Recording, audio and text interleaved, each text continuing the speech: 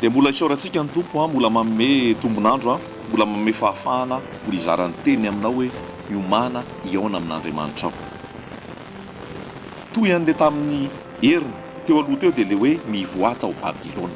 Mivoata ao Babilôna. Ny Babilôna dia le système, zany hoe fomban'olombelona, rafidrafitrin'olombelona, structure pyramidale. Ina moa zany hoe structure pyramidale, zany hoe misy lohany ery ambony dia iny lohany iny no mibaiko ny zavatra rehetrarehetra, ary iny lohany iny no manapaka, ary iny lohany iny no velomina. Ary io lohany io tsy izy fa olombelona.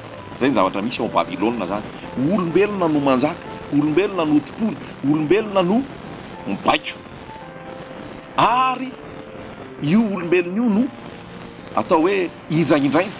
Io olombelona io no dokafana. Io olombelona io no lasa maka toerana Jesosy Kristy, lasa maka toeran'Andriamanitra, ary maro be ny fiangonana sahala amin'izany. Raha tsisy an'io olona io tsy mandeha ilay fiangonana.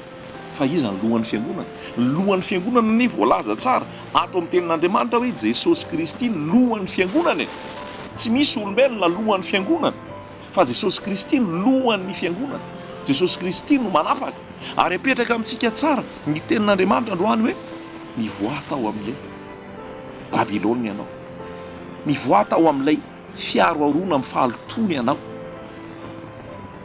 Dia raisika ny tenin'Andriamanitra Korintianina faharoa toko fahaenina andiny fafito ambin'ny folo, toy an'ilay hoe mivoata ao Babilôna ihany. Korintianina faharoa toko fahaenina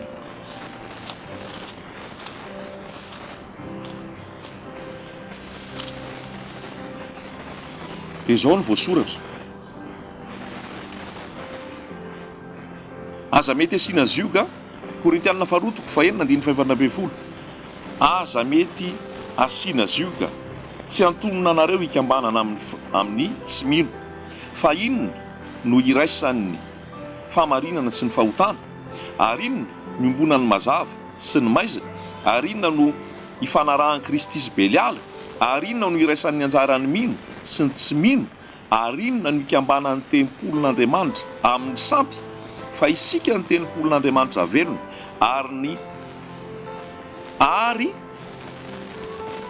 fa isika ny tempolon'Andriamanitra velona,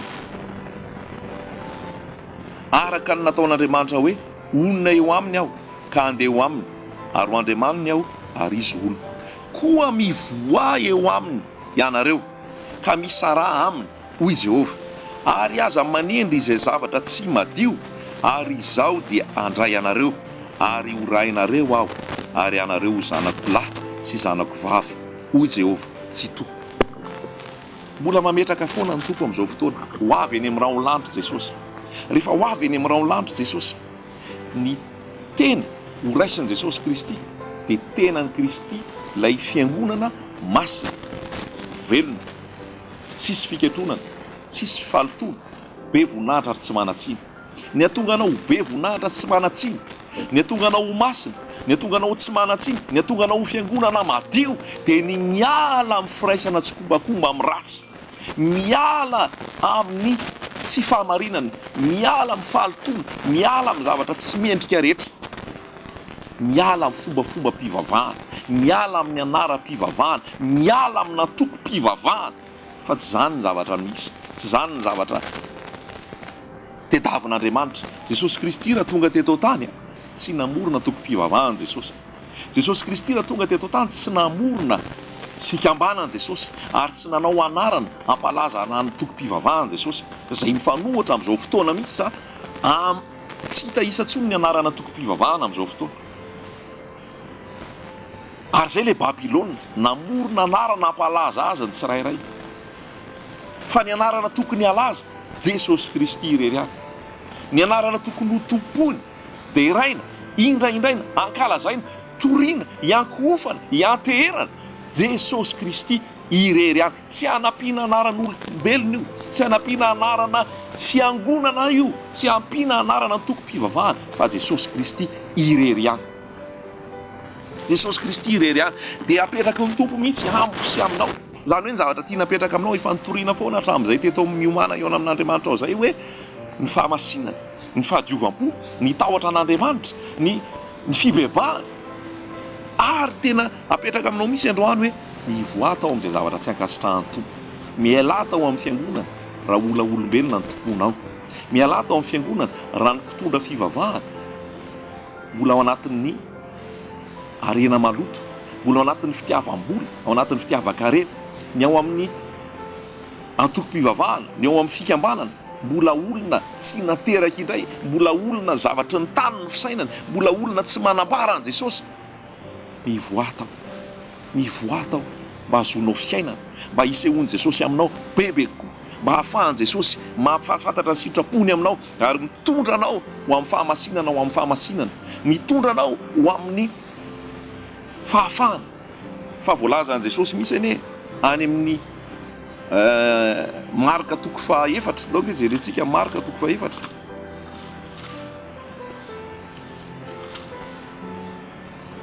Andiny faraika amin'ny roapolo, aroa izy taminy mo entina vanon-jiro mba ho sarona ny vata famarana, na atao ambanin'ny farafara, tsy atao eo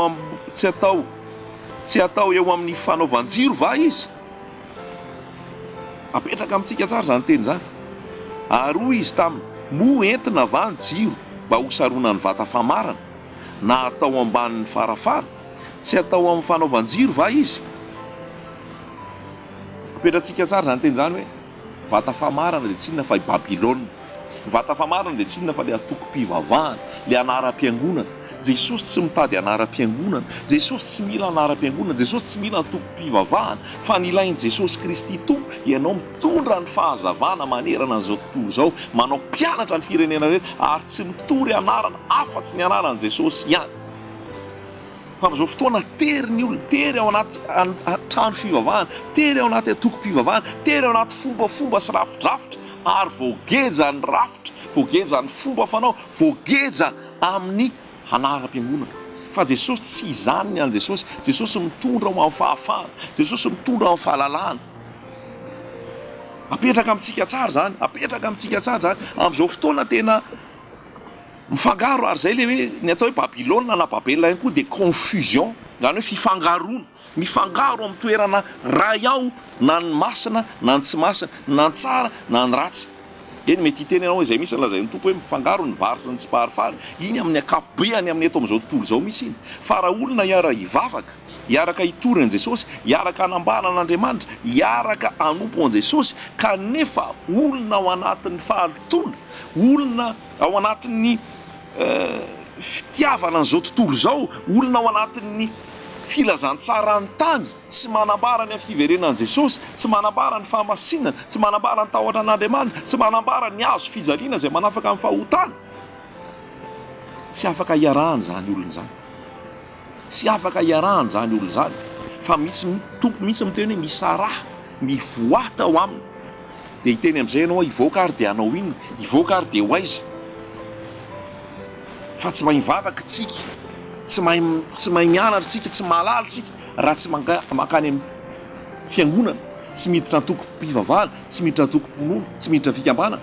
Fa izao no apetraka aminao, ianao manaraka n'ity teny ity, matokisa ny fanahy masina, matokisa ny fanahy masina, ny fanahy masina hitarika anao amin'ny marina rehetra, ny eto amin'ny miomana iaona amin'Andriamanitra ao, izaho izay mitory teny aminao, tsy misy atoko-pivavahana atoroko anao, tsy misy afaka atoroko anao na iza, tsy misy fikambanana afaka atoro anao, tsy afaka miconseiller anao endana makatsy amin'ny fiangonana atsy, makatsy amin'ny atoko-pivavahana atsy, tsy manoro an'izay mihitsy ahako, ary Jesosy tsy maniraka anahy hitory hanambarana izany, tsy afaka manoro anao olombelona hoe endana makatsy amin'ry lehilahin'Andriamanitra ry, na makary amin'ry mpanompon'Andriamanitra ry, tsy izany, fa ny atoroko anao Jesosy Kristy avy any Nazareta, ianao afaka mihaona aminy direct, ianao irery, tsy mamonjy toerana, tsy mamonjy olona, tsy mamonjy trano fivavahana, fa voalaza mihitsy ao amin'ny tory-tena nataon'i Jesosy tao an-tendrombohitra hoe ianao rehefa hivavaka midira ao amin'ny efitrao mangingina, ary ny rainao izay mahitanao ao amin'ny mangingina no hiaino anao. Ny voalohany zany mila ataonao amin'izao fotoana raha te hafantatra ianao inona zany tokony ataoko, ianao izay nanolo tena ho an'i Jesosy, ianao izay efa nateraka indray, ianao efa nibebaka nandray ny famonjena kanefa mbola miaroaro ao amin'ny Babilôna, voagezany fombafomba, voagezany rafidrafitra, voagezany olombelona, ary miaroaro amin'ny olona ao anatin'ny fahotana, tsy sitrak'Andriamanitra zany, fa mila mivoaka tao ianao, mba tsy hiara ny kapok'andriamanitra, tsy hiara ny fahatezeran'andriamanitra, tahaka ny nataon'ny Lota, tahaka ny nataon'ny Noa, dia mila mivoaka ianao. Matahotra ianao nefa hivoaka izy, andeha ho aizy, atoroko anao tsy akaty amiko velively, tsy akaty amiko velively ary tsy mitona anao akaty amiko fa zao teny zao manerana ny Madagasikara, manerana n'izao tontolo zao, betsaka mandray ny teny ka raha akaty amiko sarotra ny akaty amiko, fa ny atoroko andehananao dia misy ilay antsoina hoe vavahady. Ilay vavahady dia tsy izy fa Jesosy Kristy, tsy olombelona, tsy trano fivavahana, tsy antoko-pivavahana, fa Jesosy Kristy. Jaona natoko 10. Ho aiza ary ianao? Ho aiza ianao? Atoroko anao izao ny vavahady hozy Jesosy. Jaona natoko 10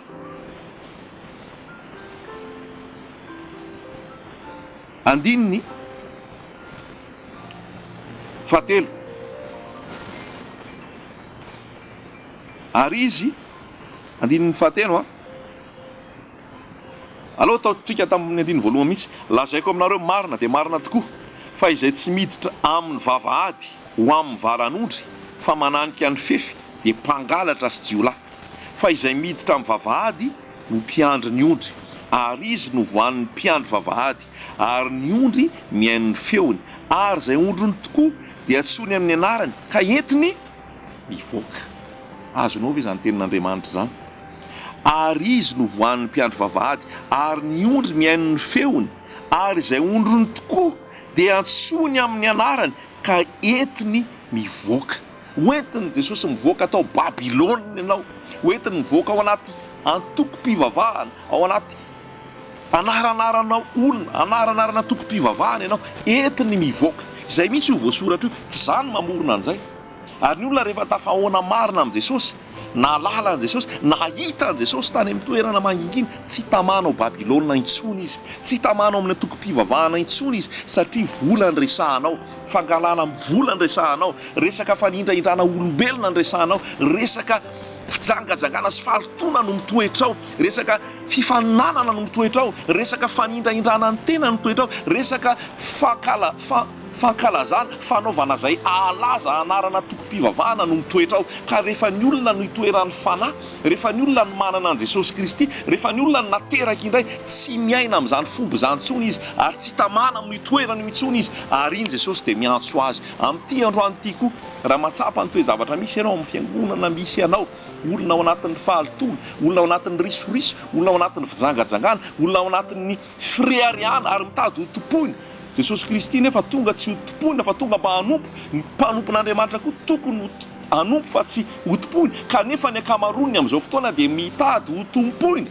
Babilôna izany, mivoaka ao mba hitombonao ara-panao amin'i Jesosy ary tsy hiaranao fahalotona amin'ny izay ao anatin'ny tsy fahamarinana.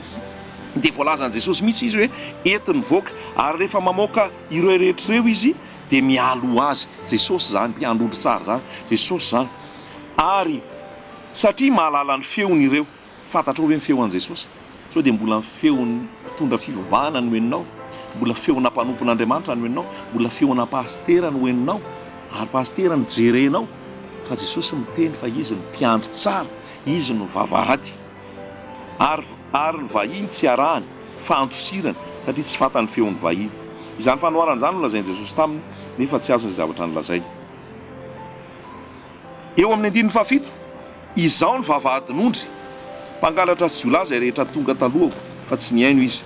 Izao ny vavahady, izy io Jesosy Kristy io. Ny atoro anao androany zany mba hatonga anao tena hiala amin'ny vesatra nataon'ny olombelona, hiala amin'ny vesatra nataon'ny olombelona noho ny atoko-pivavahana sy ny rafidrafitra sy ny fombafomba napetrany taminao, dia hiatoro anao androany miteny Jesosy Kristy.